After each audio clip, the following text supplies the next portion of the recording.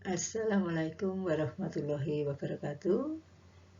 Apa kabar anak-anak? Semoga anak-anak senantiasa dalam keadaan sehat walafiat, tak kurang suatu apapun. Jaga diri, jaga keluarga, jaga masyarakat, tetap laksanakan prokes 5M. Masih bersama dengan Ibu Murningsih dalam pembelajaran PPKN. Kita masih melanjutkan materi bab 1 tentang perumusan dasar negara Pancasila.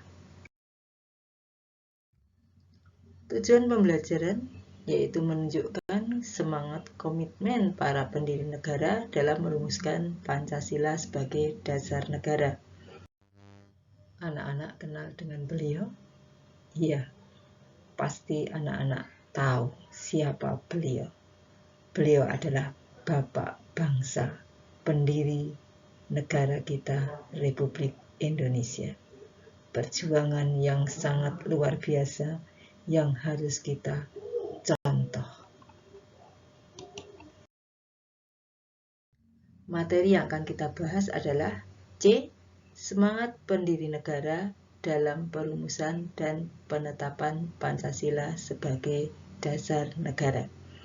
Anak-anak bisa lihat dua gambar dengan zaman yang berbeda, tapi perjuangannya, semangatnya adalah sama. Gambar pertama menunjukkan sidang BPUPKI, di mana para pendiri negara berjuang, berkomitmen, memiliki semangat kebangsaan yang tinggi, mengutamakan kepentingan bangsa dan negara di atas kepentingan pribadi ataupun golongan. Kemudian gambar kedua adalah peraih emas pertama dari Indonesia cabang bulu tangkis dalam Olimpiade di Tokyo. Bagaimana rasanya ketika bendera merah putih berkibar dengan diiringi lagu Indonesia Raya? Kalau kita memiliki rasa kebangsaan yang tinggi, pasti kita akan bahagia, menangis, bahkan mungkin akan merinding.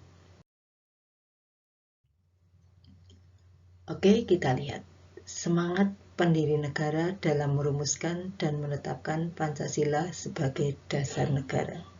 Kita perlu tahu dulu semangat itu apa, yaitu tekad dan dorongan hati yang kuat untuk menggapai keinginan atau hasrat tertentu. Di rumah anak-anak pasti ada gambar lambang negara atau simbol-simbol negara, yaitu ada Garuda Pancasila, gambar presiden ataupun wakil presiden. Atau bisa jadi anak-anak masih ingat ketika di SD dulu, di kelas-kelas ada simbol-simbol kenegaraan. Nah, dengan adanya simbol itu, maka akan membangkitkan semangat kita untuk melanjutkan perjuangan mereka. Kita ingat bagaimana perjuangan para pendiri negara. Kemudian kita juga lihat bagaimana para pejuang di lapangan ketika mewakili Indonesia dalam kancah internasional dan mengharumkan nama besar Indonesia. Kita pasti akan sangat bangga dan bahagia sekali. Akan kita lanjutkan materinya. Semangat kebangsaan disebut juga dengan nasionalisme dan patriotisme. Apa tahu nasionalisme itu? Yaitu paham yang menganggap bahwa kesetiaan tertinggi atas setiap pribadi harus diserahkan kepada negara kebangsaan. Nah, di dunia ini ada dua jenis nasionalisme. Yang pertama adalah nasionalisme dalam arti sempit, dan yang kedua adalah nasionalisme dalam arti luas. Coba akan kita lihat bagaimana perbedaannya. Nasionalisme dalam arti sempit disebut juga Calvinisme. Ini adalah nasionalisme yang negatif. Kenapa negatif? Karena merasa sebagai bangsa yang tinggi, mencintai negara bangsa secara berlebihan, sehingga menganggap bangsa lain itu lebih rendah. Nah, hal itu pernah dipraktekkan di Jerman, yaitu oleh Adolf Hitler. Hitler menganggap bahwa ras Arya dari Jerman adalah bangsa yang memiliki kedudukan yang sangat tinggi. Sehingga kemudian Hitler punya cita-cita mempersatukan seluruh Eropa di bawah panji Jerman. Itu terjadi tahun 1934 sampai 1945 saat menjelang Perang Dunia yang kedua sampai dengan Perang Dunia kedua, di mana Jerman akhirnya kalah dalam medan pertempuran. Nasionalisme dalam arti luas atau positif adalah perasaan cinta yang tinggi atau bangga terhadap tanah air, tetapi tidak memandang rendah bangsa lain. Sehingga sifat nasionalisme ini sangat cocok dengan kita bangsa Indonesia ya, karena kita sangat menghargai, menghormati bangsa lain. Itu dibuktikan dengan kita banyak menjalin hubungan dan kerjasama di berbagai bidang kehidupan dengan negara-negara lain di dunia. Nah, selain nasionalisme, ada juga patriotisme. Patriotisme itu sama juga dengan cinta tanah air, di mana seseorang akan bersedia mengorbankan segala-galanya untuk mempertahankan bangsanya. Mungkin kalau di Amerika Serikat sering disebut dengan hero ya. Kita punya hero misalnya Gatot Kaca ya. Mungkin kalau Amerika ada Superman ya, atau mungkin apalah gitu ya.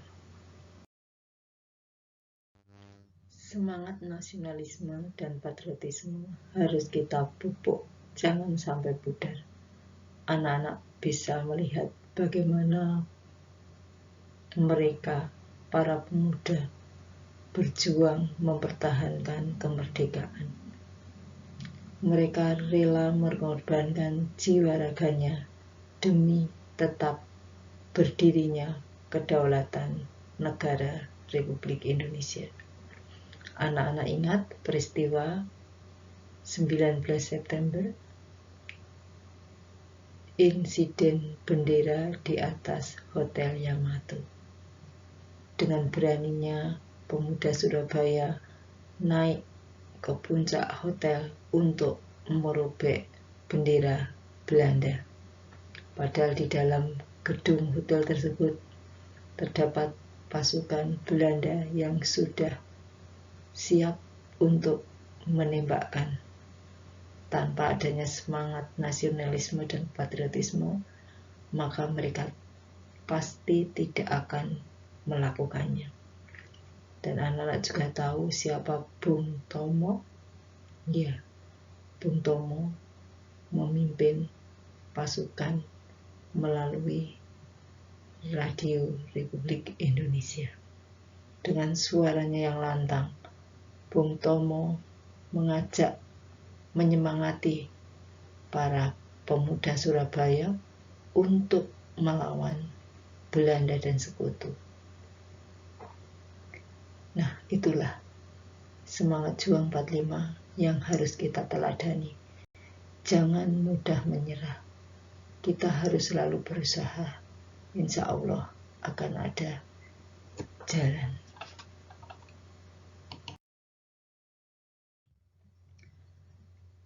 Oke, kita lanjutkan.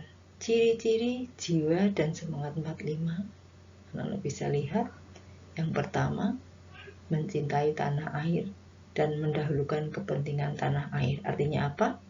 Artinya kita sebagai warga negara harus mengutamakan cintanya kepada tanah air.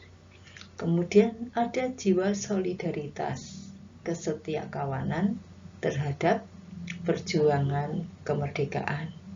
Di masa perjuangan kemerdekaan, benar-benar kesetiakawanan terpupuk, saling bantu-membantu, sehingga akhirnya kemerdekaan dapat diperoleh karena rakyat berjuang bersama-sama.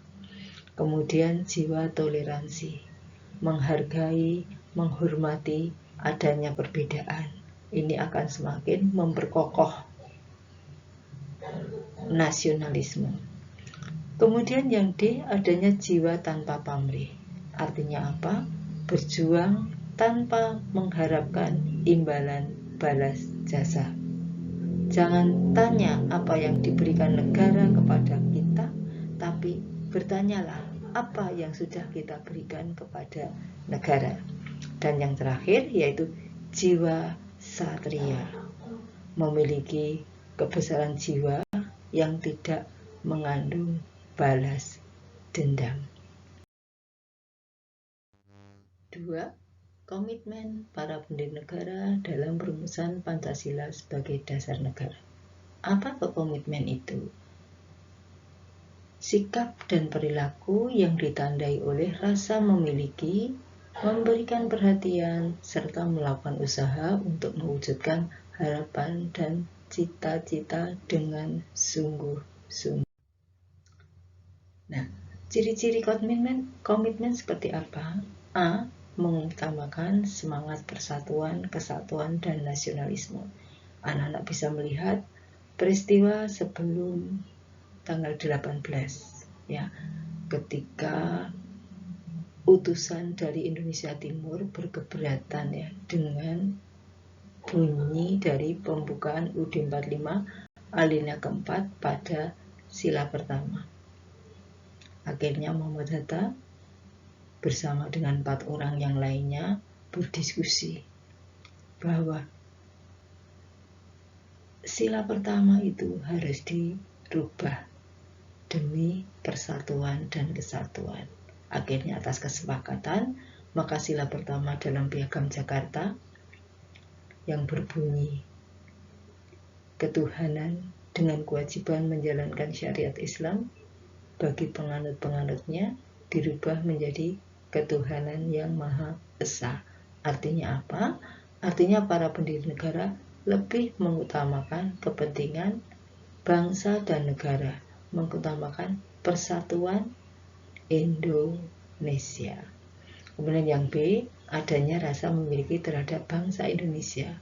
Rasa memiliki kepada bangsa Indonesia berarti tidak rela kalau bangsa Indonesia itu jelek di mata dunia. Maka kita bisa meneruskannya dengan memiliki bangsa Indonesia. Misalnya apa? Misalnya kita mencoba untuk mencintai produk dalam negeri. Kemudian jangan sampai membuat nama Indonesia jatuh di mata internasional. Kemudian yang ketiga atau yang C, selalu semangat dalam berjuang. Artinya apa? Di masa sekarang, ya, ini kita relevansinya di masa sekarang. Kalau di masa lalu, para pejuang benar-benar semangat dalam berjuang.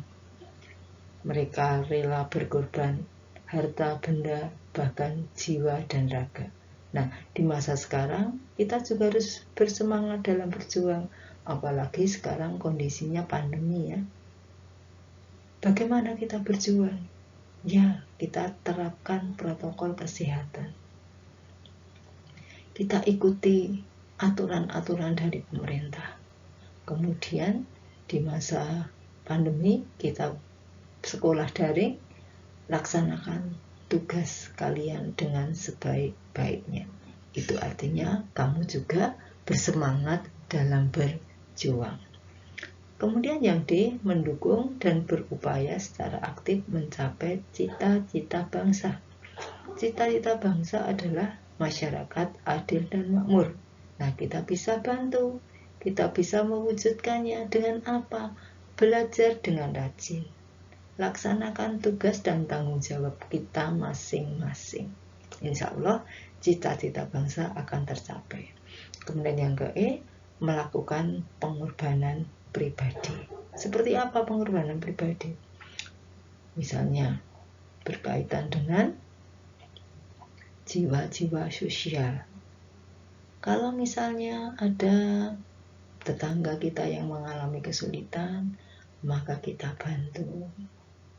Misalnya lagi, kalau negara dalam keadaan bahaya, maka kita mengorbankan kepentingan kita, kemudian kita rela berkorban demi bangsa dan negara. Bagaimana komitmen kalian sebagai pelajar dalam kehidupan berbangsa dan bernegara? Anak-anak ingat, komitmen adalah janji, di mana janji tidak hanya sekedar diucapkan, tetapi harus dibuktikan.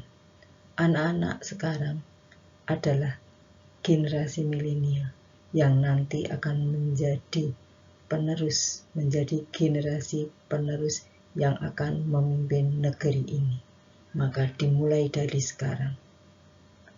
Berkomitmenlah demi bangsa dan negara. Kita dapat meneladani semangat juang para perumus dasar negara dari ucapan ataupun tindakannya. Generasi muda harus konsisten dengan kepribadiannya sebagai bangsa Indonesia yang terpatri dalam nilai kejuangan 45 yang dimiliki para pahlawan. Anak-anak harus memiliki sikap cinta tanah air, patriotisme, pantang menyerah, rela berkorban tanpa pamrih, kemudian menjaga persatuan dan kesatuan. Nah, nilai-nilai itu harus dipertahankan sehingga generasi muda tidak mudah dipecah belah. Kalau generasi muda terpecah belah, maka akan dengan mudah pula negara lain menguasai negara kita, Indonesia. Kegiatan pembelajaran kita akhiri, mari kita melakukan refleksi diri. Materi apa saja yang telah kita bahas tadi, yaitu antara lain semangat kebangsaan, nasionalisme, patriotisme, dan semangat juang 45, di mana semangat nasionalisme, patriotisme, ataupun semangat juang 45 harus kita laksanakan di dalam kehidupan sehari-hari. Oke? Kemudian rencana pembelajaran minggu depan, maka kita akan ulangan bab 1. Nah, untuk memperkuat penguasaan materi, silakan anak-anak kerjakan LKPD yang ada di halaman berikut. Oke, ada 3 tugas. Semua sudah disampaikan di dalam video pembelajaran yang pertama dan yang kedua. Tugas pertama, tugas kedua, dan tugas ketiga. Oke? Yang mengalami kesulitan, silahkan bertanya. Malu bertanya, sesat di jalan. Oke? Semoga apa yang kita bahas hari ini memberikan ilmu yang bermanfaat bagi anak-anak. Kurang lebihnya mohon maaf. Wassalamualaikum warahmatullahi wabarakatuh. Salam merdeka.